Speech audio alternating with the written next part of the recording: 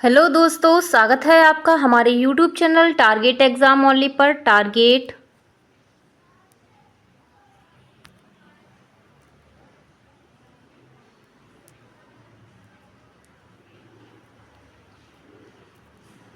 Exam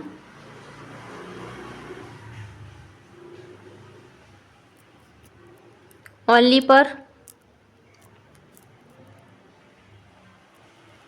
और जैसे कि आप सभी जानते हैं, हम यूपी डीएलएड थर्ड सेमेस्टर वाले बच्चों के लिए क्या लेके आए हैं, निपुण बैच लेके आए हुए हैं। और इस निपुण बैच को आपके लिए एकदम से निःशुल्क लाया गया है और इसकी क्लासेस 25 जुलाई से शुरू की गई हैं। ठीक है, और यहाँ पर ये बैच आपके जो है पेपर बहुत नज़दीक हैं, इसलिए लाया गया है ताकि आप कम समय में बहुत ही अच्छी तैयारी कर सकें। ठीक है, और ये हमारा निपुण बैच का उद्देश्य रहेगा कि आपको बहुत कम, जो थोड़ा सा समय बचा है अब आपके पेपर्स के लिए, 1 महीना बचा होगा, 1 महीना भी नहीं बचा है। ठीक है, तो उसके लिए आपको कम समय में अच्छा कंटेंट देके आपकी थर्ड सेमेस्टर की तैयारी की जाए। ठीक है, तो यहाँ पर हम आपके लिए पीडीएफ प्रोवाइड कराएंगे। तो पीडीएफ आपको हमारा जो टेलीग्राम चैनल है वो तो उसमें गड़बड़ी कुछ आ गई है, इसलिए वो खुल नहीं रहा है। इसलिए आप जो है हमारे कॉन्टैक्ट नंबर पे कॉल कर सकते हैं या व्हाट्सएप पर मैसेज कर सकते हैं, आपको व्हाट्सएप पर पीडीएफ दे दी जाएगी। ठीक है, तो यहाँ पर जो है आप हमारे इस निपुण बैच से जुड़ना ना भूलिए और हमारे टारगेट एग्जाम ओनली को लाइक, शेयर एंड सब्सक्राइब कर लेना और अपने बेल आइकन को अच्छे से प्रेस कर लेना ताकि आपको हमारा नोटिफिकेशन टाइम टू टाइम मिल जाए और आप हमारी क्लास में टाइम से आ सकें। ठीक है, चलिए एक बार मैं आपको बता दे रही हूँ कि कौन कौन से टीचर क्या क्या सब्जेक्ट पढ़ाएंगे। आपको रंजीत सर मैथ पढ़ाएंगे। क्या पढ़ाएंगे? मैथ्स पढ़ाएंगे रंजीत सर। ठीक है, तो आपको पता ही है रंजीत सर शुरू से ही आपको मैथ पढ़ाते आए हैं क्योंकि अच्छा सब्जेक्ट है और उनकी पकड़ इसमें अच्छी है, तो वो इसलिए ये सब्जेक्ट पढ़ाएंगे। ठीक है, तो यहाँ पर उनके साथ डेली बेसिस पे जुड़ना ना भूलिए उनकी क्लास में। और इसके बाद मैं आपको पढ़ाऊँगी शैक्षिक मूल्यांकन पेपर फर्स्ट पढ़ाऊँगी। ठीक है, क्या पढ़ाऊँगी? Paper first पढ़ाऊँगी। इसके बाद अंजलि मैम पढ़ाएंगी। अंजलि मैम आपको संस्कृत पढ़ाएंगी। ठीक है, क्या पढ़ाएंगी? संस्कृत पढ़ाएंगी। ठीक है, तो अभी हम आज अपनी क्लास स्टार्ट करते हैं। आज हमारी ये क्लास पहली क्लास होगी। तो आपको पता ही है मैं आपको शैक्षिक मूल्यांकन पेपर फर्स्ट पढ़ाऊंगी। तो चलिए स्टार्ट करते हैं अपनी क्लास। इससे पहले हमारे यूट्यूब चैनल को लाइक, शेयर एंड सब्सक्राइब कर लीजिए और अपने बेल आइकन को अच्छे से प्रेस करिए ताकि आपको हमारा नोटिफिकेशन टाइम टू टाइम मिल जाए। ठीक है, और क्लास पूरी होने के बाद मुझे कमेंट बॉक्स में अपना कमेंट जरूर छोड़िएगा ताकि मुझे पता चले कि हाँ, आप हमारी क्लासेस देख रहे हैं और आपको इससे प्रॉफिट हो रहा है। ठीक है, तो चलिए स्टार्ट करते हैं आज की क्लास हम अपनी। तो यहाँ पर पता है आपको यूपी डीएलएड थर्ड सेमेस्टर है। ठीक है, और इस सब्जेक्ट का नाम है शैक्षिक मूल्यांकन, क्रियात्मक शोध एवं नवाचार। ठीक है, तो ये आपका कौन सा फर्स्ट पेपर है, प्रथम प्रश्न पत्र। ठीक है, तो मार्क्स तो पता ही है कि 50 नंबर का ये आपका पेपर होगा। ठीक है, तो चलिए स्टार्ट करते हैं क्लास। जल्द से जल्द मेरे साथ जुड़ जाइए, अपने दोस्तों को भी शेयर कर दीजिए ताकि वो भी जो डीएलएड में अपना थर्ड सेमेस्टर में अच्छा स्कोर प्राप्त कर सकें। सही है, तो चलेंगे देखेंगे कौन सा टॉपिक होने वाला आज हमारा टॉपिक वो है मापन एवं मूल्यांकन। ठीक है, तो मापन मूल्यांकन आपका सारा पूरे सिलेबस में मापन और मूल्यांकन से रिलेटिव आपको क्वेश्चन को मिलेंगे। ठीक है, तो इसमें पहला हमारा टॉपिक है वो है शैक्षिक मापन एवं मूल्यांकन की अवधारणा। ठीक है, शैक्षिक मापन और मूल्यांकन की अवधारणा हम जानेंगे कि इसके शैक्षिक मूल्यांकन का अर्थ क्या होता है, मापन का अर्थ क्या होता है, इसका उद्देश्य, इसका क्षेत्र। ठीक है, सबके बारे में डिटेल में जानेंगे। चलिए स्टार्ट करते हैं अपनी क्लास। तो हम सबसे पहले हम देखेंगे यहाँ पर शैक्षिक मापन का अर्थ क्या होता है। तो शैक्षिक मापन का अर्थ, शैक्षिक मापन एक ऐसी वर्णनात्मक प्रक्रिया है जिसमें छात्र के साथ ही शिक्षा एवं उनकी व्यवस्था से संबंधित व्यक्तियों या वस्तुओं के सभी गुणों या विषयों का शैक्षिक उद्देश्य से क्रमबद्ध वर्णन किया जाता है। कैसा? उनका व्यवस्था है, उनकी और व्यवस्था में उनके जो गुण हैं, उनकी विशेषता है, उसका शैक्षिक उद्देश्य का क्या है, क्रमबद्ध वर्णन करना क्या है, शैक्षिक मापन है। ठीक है, मापन। ठीक है, किसी चीज़ का मेजरमेंट करना, मापन। ठीक है, तो देखेंगे आगे शैक्षिक मापन छात्रों के बारे में मात्रात्मक डाटा एकत्र करने की प्रक्रिया है। तो आपसे पूछा जाए कि मापन कैसी प्रक्रिया है, मात्रात्मक है या गुणात्मक है, तो कैसी प्रक्रिया है, मात्रात्मक है। ठीक है, तो मेजरमेंट करके हम क्या है माप सकते हैं, जैसे कि परीक्षण, स्कोर, ग्रेड या किसी कार्य को पूरा करने में लगने वाला समय। ठीक है, तो समय को क्या है, किसी कार्य में जो समय लग रहा है 1 घंटा 2 घंटा, इसको क्या है मेजरमेंट कर सकते हैं। आगे देखते हैं, यह छात्रों की क्षमताओं और कौशल का अनुमान लगाने के लिए उपयोगी है। किसके लिए? छात्रों की जो क्षमताएं होती हैं, उनका कौशल होता है, उसका अनुमान लगाने के लिए ये उपयोगी होता है। ठीक है, तो उम्मीद है आप शैक्षिक मापन का अर्थ समझ गए होंगे अच्छे से। तो अब हम आगे चलते हैं। अब हम इसकी कुछ परिभाषाएं देखेंगे कि जानेंगे परिभाषा के द्वारा। तो शैक्षिक मापन का अर्थ तो परिभाषा के द्वारा जानेंगे। तो पहली परिभाषा इसमें दी है, मापन किन्हीं स्वीकृत नियमों के अनुसार वस्तुओं को अंक प्रदान करने की प्रक्रिया। क्या है? वस्तुओं को अंक प्रदान करने की प्रक्रिया। ये किसके द्वारा कहा गया है? ये कहा गया है एस स्टीवेंस के अनुसार। किसके अनुसार? एस स्टीवेंस के अनुसार कहा गया है।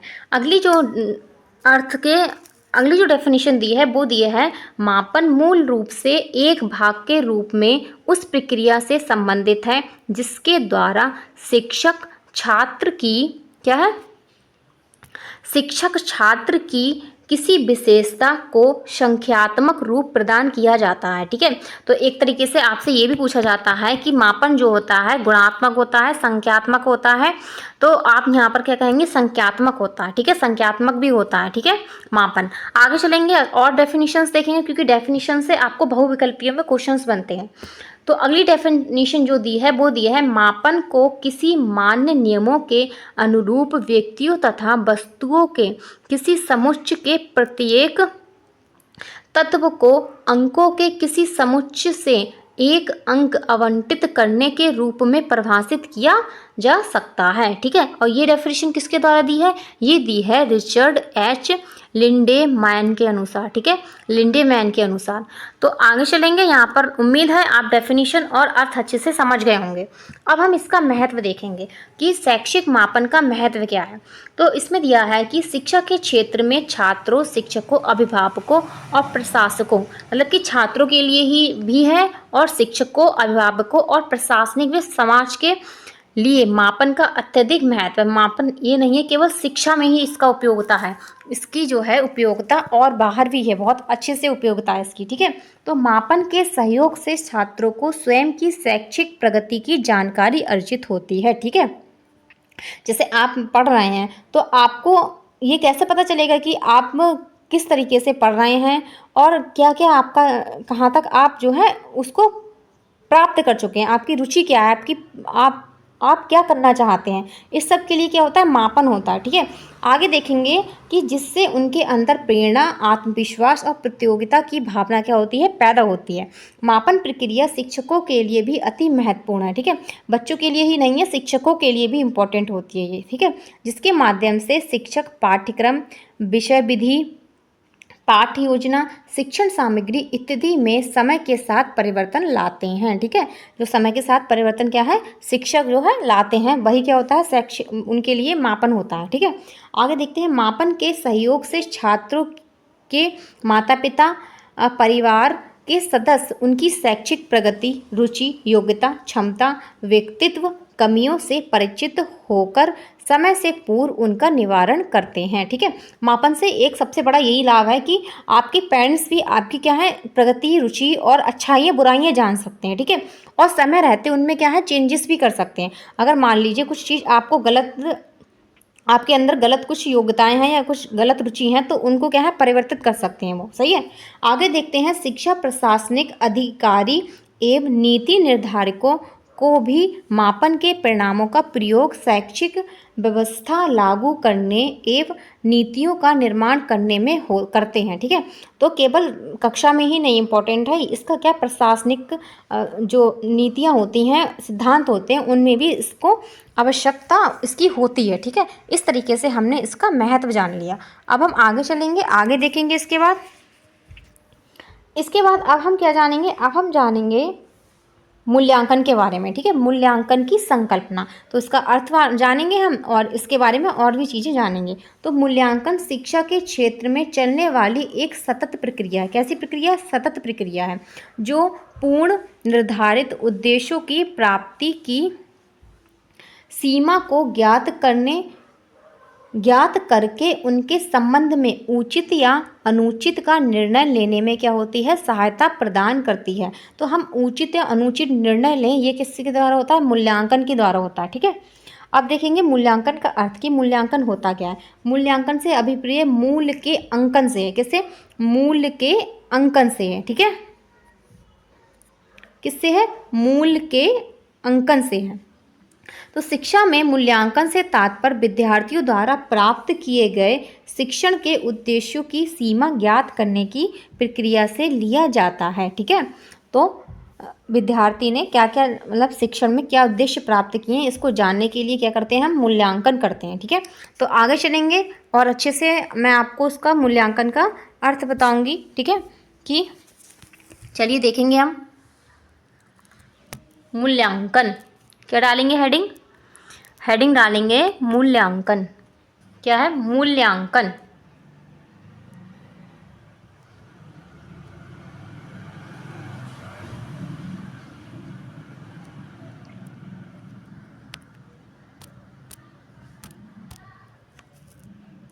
कन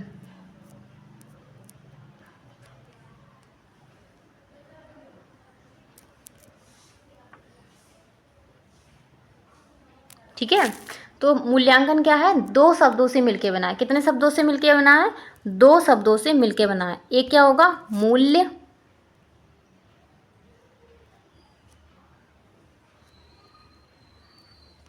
मूल्य प्लस अंकन।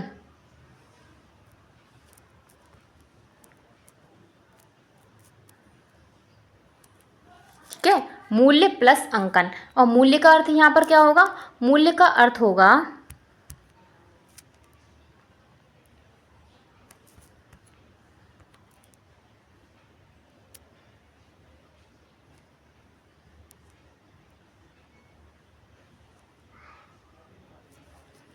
मूल्य का अर्थ होगा वस्तु की विशेषता, उपयोग। ठीक है, वस्तु की उपयोगिता एवं उपयोग। ठीक है, वस्तु की विशेषता एवं उपयोग। ठीक है, वस्तु की,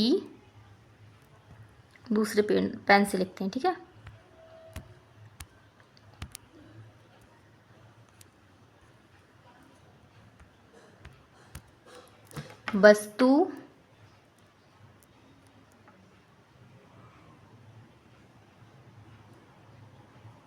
वस्तु की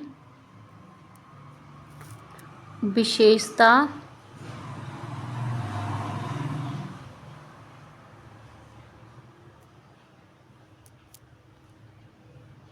ठीक है, वस्तु की विशेषता। और अंकन का मतलब क्या होता है? और अंकन का अर्थ क्या होता है?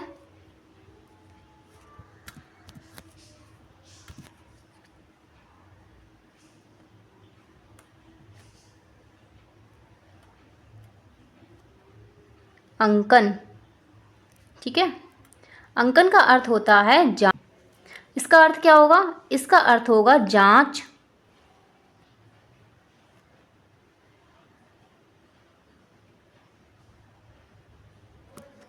या परीक्षण।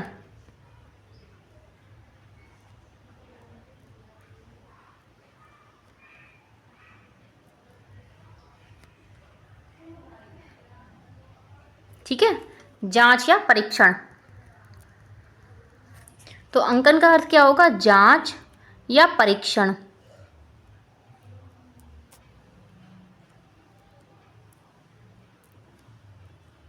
परीक्षण। ठीक है, तो इस तरीके से समझ गए होंगे कि मूल्यांकन दो शब्दों से मिलकर बना है, मूल्य प्लस अंकन। मूल्य का अर्थ होता है वस्तु की विशेषता या आप उपयोगिता भी कह सकते हैं। अंकन का अर्थ होगा जांच या परीक्षण। ठीक है, यहाँ पे थोड़ी राइटिंग गड़बड़ है तो इसको आप समझ लें थोड़ा सा। ठीक है, उसके लिए माफ़ी चाहूँगी मैं। तो अब हम आगे चलते हैं। अगर आपको मूल्यांकन का अर्थ पूछा जाए या इसका तात्पर्य पूछा जाए क्या होता है, तो आप इस तरीके से वहाँ पे लिखिए। ठीक है, इसके बाद आगे चलते हैं। आगे हम जानेंगे मूल्यांकन की परिभाषा देखेंगे। ठीक है, तो पहली परिभाषा इसमें दी है, छात्रों के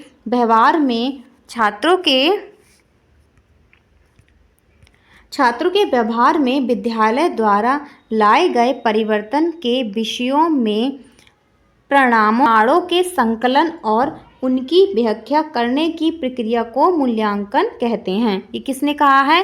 क्विलिन व हन्न ने कहा है। किसने? क्विलिन व हन्न ने कहा है। अगली डेफिनेशन दी है, मूल्यांकन की परिभाषा एक व्यवस्थित रूप से की जा सकती है जो इस बात को निश्चित करती है कि विद्यार्थी किस सीमा तक उद्देश्य प्राप्त करने में समर्थ रहे हैं। ठीक है, तो ये कहा गया है M.N.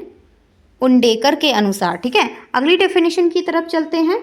आपको क्लास अच्छी लग रही है तो कमेंट बॉक्स में मुझे कमेंट करना ना भूलें और जल्द से जल्द शेयर कर दीजिए हमारे चैनल को, अपने दोस्तों तक पहुंचाइए ताकि वो भी हमारे इस यूट्यूब चैनल से जुड़ सकें टारगेट एग्जाम ओनली पर और इस निपुण बैच का फ़ायदा ले सकें। ठीक है, अगली डेफिनेशन जो है इम्पॉर्टेंट है,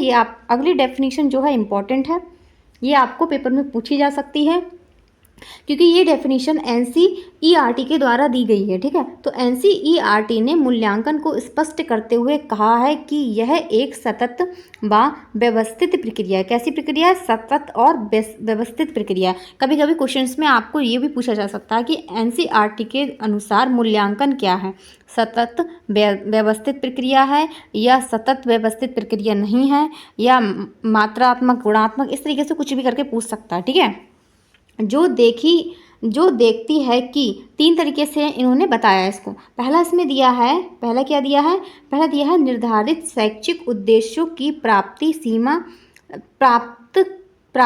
किस सीमा तक हो रही है। ठीक है, अगला सेकंड इसमें दिया है कि छात्र में दिए गए अधिगम अनुभव कितने प्रभावशाली रहे हैं और थर्ड इसमें दिया है कि थर्ड वाला इसमें है कि शिक्षक के उद्देश्य कितने अच्छे ढंग से पूर्ण हो रहे हैं, प्राप्ति की वांछनीयता को देखा जाता है। ठीक है, तो प्राप्ति की जो भी वांछनीयता हैं उनको देखा जाता है इसके मूल्यांकन के द्वारा। तो डेफिनेशन समझ गए होंगे। अब हम आगे चलते हैं, आगे देखेंगे। अब यहाँ पर मूल्यांकन प्रक्रिया के 3 प्रमुख अंग हैं। ठीक है, अंग पूछे जाए कितने अंग हैं? 3 अंग हैं। पहला है शिक्षण उद्देश्य होता है, फिर होता है शिक्षण क्रियाएं होती हैं, थर्ड इसमें होता है व्यवहार परिवर्तन होता है। ठीक है, तो मूल्यतः ये तीनों अंग परस्पर एक दूसरे से संबंधित हैं तथा एक दूसरे पर क्या है, निर्भर होते हैं। ठीक है, तो शिक्षण उद्देश्य की प्राप्ति के लिए विद्यालय में अधिगम क्रियाएं आयोजित की जाती हैं जिनसे छात्रों के व्यवहार में परिवर्तन होते हैं। छात्रों के व्यवहार में आए इन परिवर्तनों की तुलना वांछित परिवर्तनों से करके मूल्यांकन किया जाता है। ठीक है, आगे चलेंगे, आगे देखेंगे। इसके बाद हम जानेंगे कि मूल्यांकन प्रक्रिया के इन जो हमने 3 जाने हैं, इन 3 को त्रिभुज के रूप में प्रस्तुत किया जा सकता है। ठीक है, पहले हम ये देख ले रहे, फिर हम देखेंगे त्रिभुज के रूप में इसे कैसे प्रस्तुत किया जा सकता है।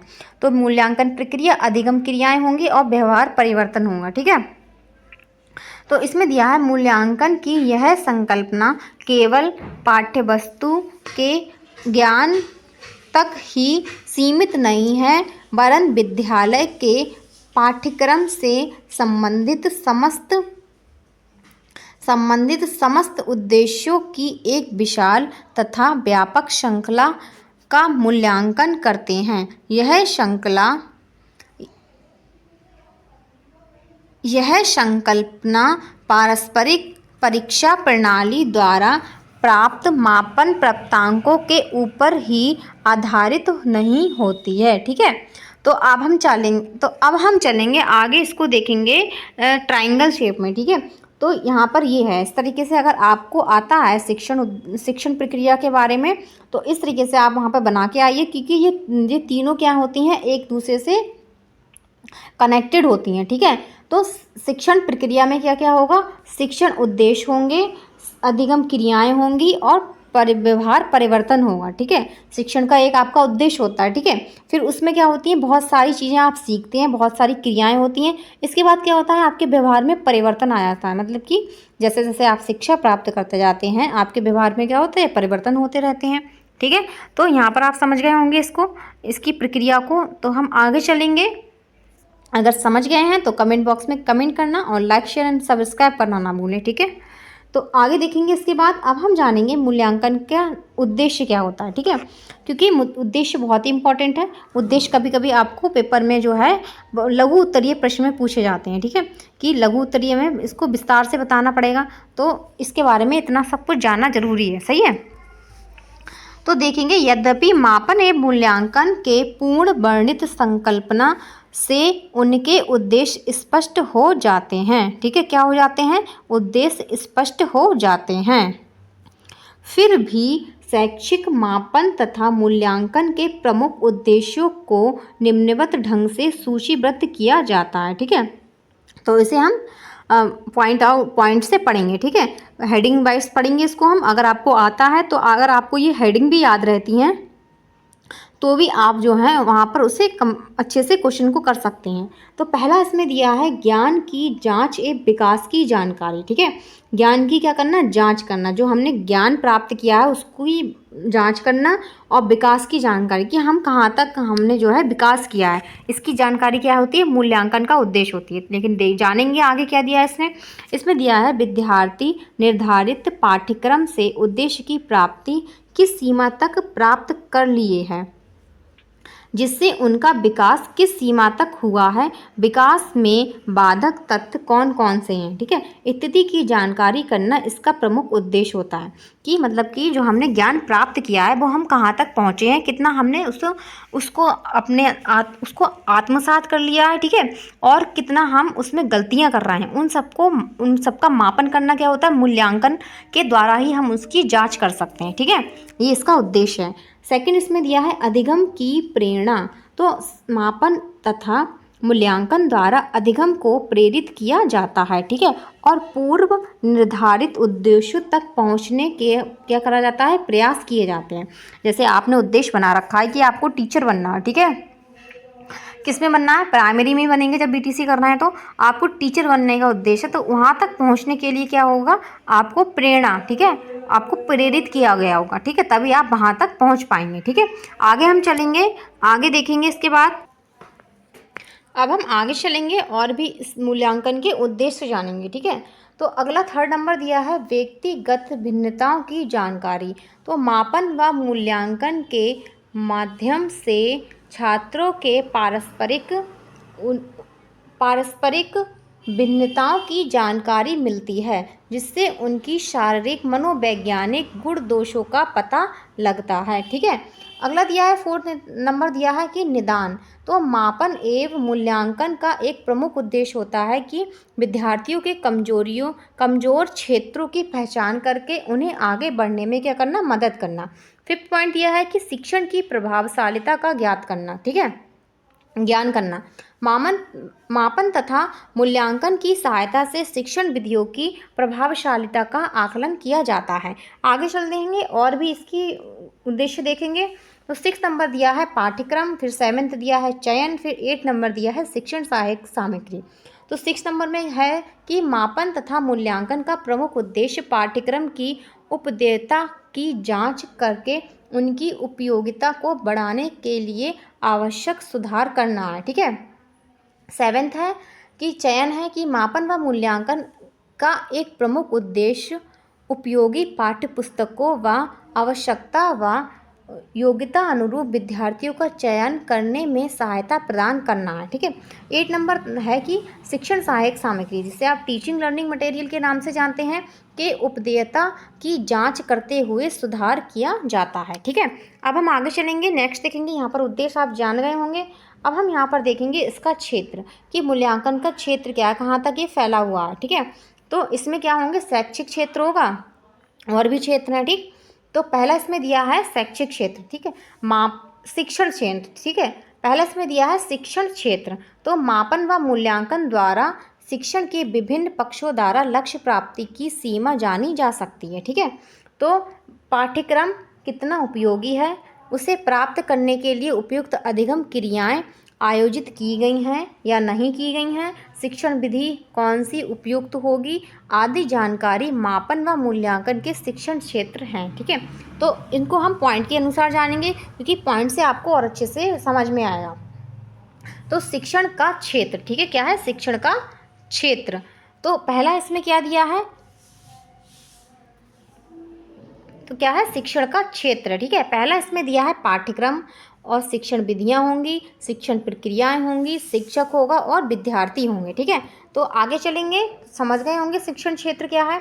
अब हम देखेंगे प्रशासनिक क्षेत्र। ठीक है, क्या, तो प्रशासनिक क्षेत्र जानेंगे। ठीक है, किसी भी कार्य की सफलता व असफलता में उनके प्रशासन का बहुत बड़ा हाथ होता है। ठीक है, तो जाहिर सी बात है अगर हम किसी कार्य को कर रहे हैं तो उसमें प्रशासन की एक अलग भूमिका होगी। ठीक है, क्या होगी? एक अलग भूमिका होगी प्रशासन की। तो आगे देखेंगे, शिक्षा के क्षेत्र में विद्यार्थियों का चयन, वर्गीकरण, व्यवस्थापन, प्रमाण पत्र का विवरण तथा शिक्षण से संबंधित सभी पक्षों की गुणवत्ता नियंत्रण आदि प्रशासनिक क्षेत्र के अंतर्गत आते हैं। ठीक है, तो प्रवेश के समय छात्रों की अभिरुचि, क्षमता, बुद्धि, व्यक्तित्व, भिन्नता आदि का मापन व मूल्यांकन कर उनके अनुरूप विशिष्ट पाठ्यक्रमों हेतु चयनित कर उन्हें समुचित ढंग से व्यवस्थित व वर्गीकरण कर उनकी क्षमताओं का पूरा उपयोग किया जाता है। आप ये समझ सकते हैं कि जो हमारे जो स्कूल होते हैं, जो हमारी शिक्षण व्यवस्था होती है, उन सब के लिए क्या है, प्रशासनिक क्षेत्र जो होते हैं वो महत्वपूर्ण होते हैं। उनमें जो भी चेंजेस करने हैं, क्या क्या बच्चों के अनुरूप पाठ्यक्रम लाना है, किस तरीके से स्कूल की व्यवस्था करनी है। ठीक है, तो इन सभी के लिए प्रशासनिक क्षेत्र होते हैं। ठीक है, क्षमता, बुद्धि, व्यक्तित्व, भिन्नता आदि का मापन व मूल्यांकन कर उनके अनुरूप विभिन्न पाठ्यक्रमों हेतु चयनित कर उन्हें क्या है, समुचित ढंग से उसकी व्यवस्था करना। ठीक है, वर्गीकरण, इसका पूरा उपयोग किया जाता है। सत्र के अंत में मापन व मूल्यांकन इसे उद्देश्य की पूर्ति हेतु किया जाता है। यह जानने का प्रयास किया जाता है निर्धारित पाठ्य वस्तु का ज्ञान किस सीमा तक प्राप्त किया है। उसी के आधार पर मूल्यांकन प्रक्रिया द्वारा उन्हें विभिन्न श्रेणियों प्रदान कर उत्तीर्ण व अनिवार्य घोषित किया जाता उत्तीर्ण या अनुत्तीर्ण घोषित किया जाता है। ठीक है, तो सभी शैक्षिक नीतियों का निर्माण हो, समय समय पर उनमें परिवर्तन व एवं सुधार हो अथवा पाठ्यक्रम, पाठ्यपुस्तक, शैक्षिक नीति, पठन पाठन, अनुशासन आदि का सुचारू संचालन ही प्रशासनिक क्षेत्र होता है। ठीक है, इसको हम कुछ पॉइंट के द्वारा जानेंगे, क्योंकि इस तरीके से पढ़ने में थोड़ा जो है आपको लग रहा होगा कि कितना कुछ बता रही हैं मैम। ठीक है, तो इसको हम इसके अनुसार जानेंगे। प्रशासनिक क्षेत्र में क्या क्या आएंगे, आपके शैक्षिक नीति निर्धारण आएगा। ठीक है, क्या आएगा, शैक्षिक नीति निर्धारण आएगा, फिर वर्गीकरण एवं व्यवस्थापन आएगा, परीक्षा एवं मूल्यांकन होगा। ठीक है, प्रमाण पत्र का वितरण होगा, किसके अनुसार आएगा, प्रशासनिक क्षेत्र में आएगा। इसके बाद शिक्षण से संबंधित सभी पक्षों एवं गुणवत्ता नियंत्रण आदि। ठीक है, फिर होगा छात्रों के चयन, फिर शिक्षक, विद्यार्थी, शिक्षकोत्तर कर्मचारी आदि के कार्य प्रणाली का मूल्यांकन करना। ठीक है, तो जाहिर सी बात है शिक्षक का मूल्यांकन क्या है, जो प्रशासनिक क्षेत्र होते हैं, प्रशासन में जो लोग होते हैं वो करते हैं। ठीक है, इसके बाद दिया है पाठ्य पुस्तकों की गुणवत्ता का मूल्यांकन। ठीक है, इसके बाद हम आगे चलेंगे, अगला क्षेत्र जानेंगे कौन सा है। अगला क्षेत्र दिया है निर्देशन एवं परामर्श। ठीक है, निर्देशन मतलब बच्चे को मार्गदर्शन देना, उसका परामर्श मतलब कि उसको सलाह देना अच्छी से अच्छी। ठीक है, मापन व मूल्यांकन द्वारा समय समय पर छात्रों की कठिनाइयों व कमियों आदि की जानकारी प्राप्त कर उन्हें क्या है, समय समय पर उचित मार्गदर्शन, निर्देशन, पाठ और परामर्श दिए जाते हैं। ठीक है, आप मतलब कि जो टीचर्स होते हैं उन्होंने आपको भी दिए होंगे। ठीक है, एक मार्गदर्शन किसी न किसी ने आपको दिया होगा। ठीक है, तभी जो है आप आज जो है बीटीसी करने के लिए क्या है, प्रेरित हैं। ठीक है, तो किसी ने बताया होगा कि बीटीसी कर लो, ऐसे थोड़ा अपने आप जाके एकदम से एडमिशन ले लिया होगा। तो उनकी समस्याओं व कमियों का निदान कठिन नहीं होगा। ठीक है, निदान कठिन नहीं होगा। छात्रों की क्षमता, रुचि तथा योग्यता आदि का मापन व मूल्यांकन कर उन्हें सभी शैक्षिक व्यावसायिक निर्देशन दिए जा सकते हैं, जिससे शिक्षा में अपव्यय व अपरोध की समस्या को कम होगी ही, साथ ही बेरोजगारी भी कम होगी। ठीक है, जो अपव्यय अपरोध की समस्या होती है कि बच्चे ड्रॉप आउट कर जाते हैं या एडमिशन तो ले लेते हैं, पढ़ने नहीं आते हैं।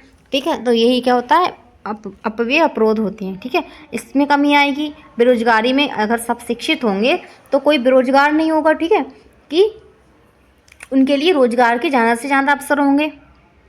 शिक्षकों तथा शिक्षा से संबंधित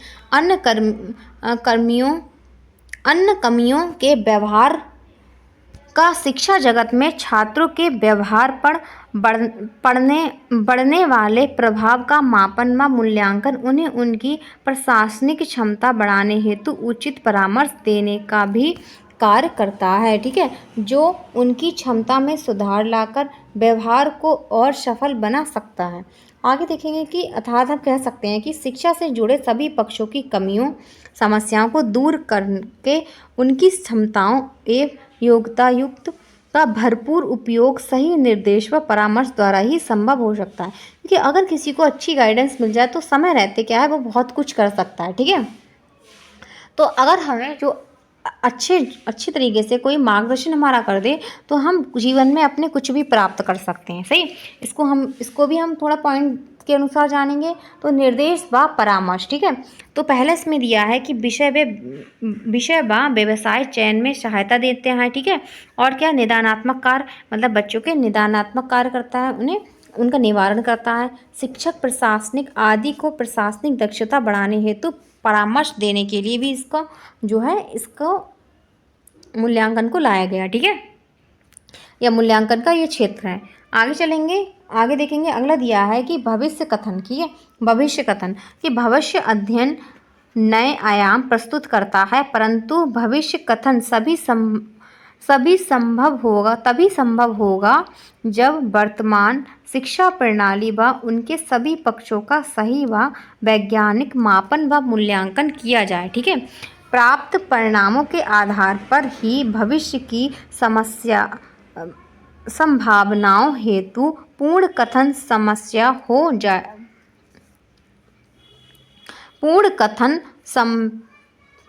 में हो जाएगा। ठीक है, छात्र की दृष्टि से कि भविष्य कथन उसे अपनी योग्यता व क्षमता के अनुरूप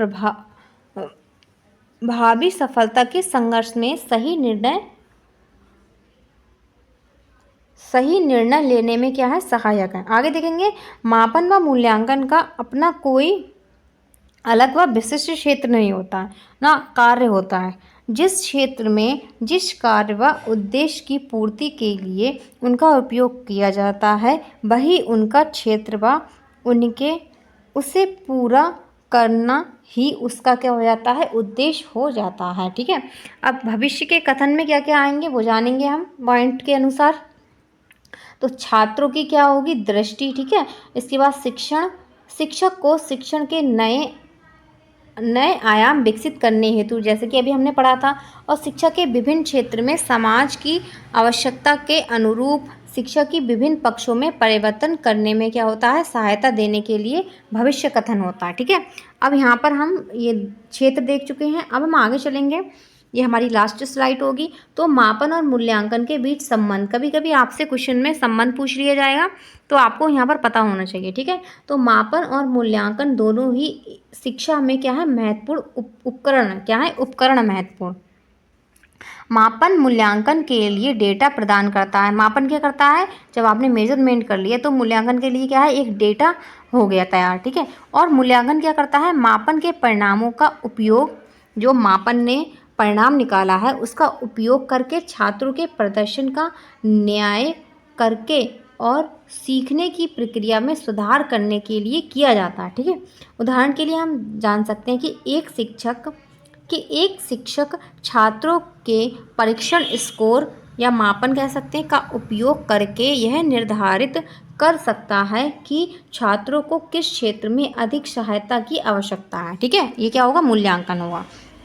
ऐसे कि मान लीजिए आपका जो है परीक्षण हुआ, उसको मापा गया। ठीक है, कि क्लास में किसके कितने कैसे मार्क्स आए हैं, उसके ही आधार पर क्या है, फर्स्ट सेकंड थर्ड को मतलब कि निर्धारित किया जाता है कि फर्स्ट कौन सा है, सेकंड कौन सा, थर्ड कौन सा। ये क्या होता है, मूल्यांकन होता है। ठीक है, आगे देखते हैं। संक्षेप में शैक्षिक मापन और मूल्यांकन छात्रों की सीखने की प्रक्रिया को बेहतर बनाने और शिक्षा की गुणवत्ता में सुधार करने के लिए मिलकर काम करते हैं। ठीक है, क्या करते हैं, मिलके काम करते हैं।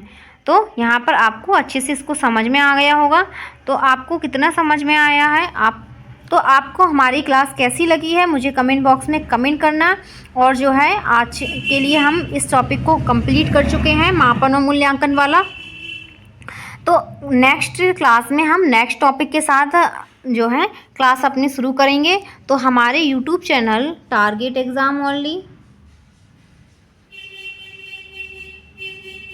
Target exam